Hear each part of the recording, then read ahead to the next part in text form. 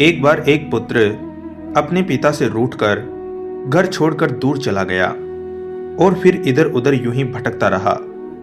दिन बीते, महीने बीते और साल बीत गए। एक दिन वह बीमार पड़ गया।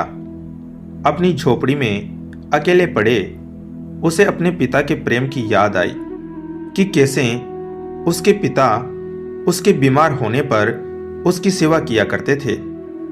उसे बीमारी में इतना प्रेम मिलता था कि वह स्वयं ही शीघ्र अतिशीघ्र ठीक हो जाता था।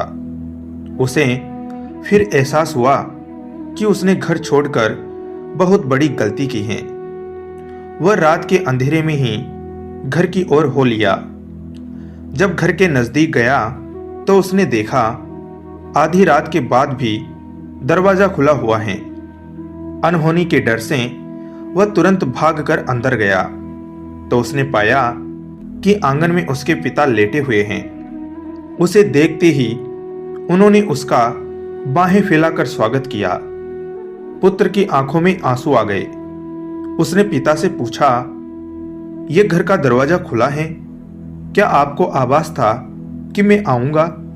पिता ने उत्तर दिया, अरे पगले, यह दरवाजा उस दिन से बंद ही नहीं हुआ जिस दिन से तू गया है।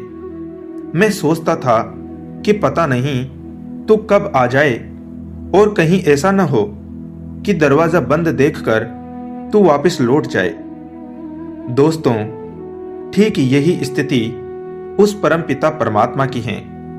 उसने भी प्रेमवश अपने भक्तों के लिए द्वार खुले रख छोड़े हैं कि पता नहीं कब भटकी हुई कोई संतान उसकी ओर लौट आए।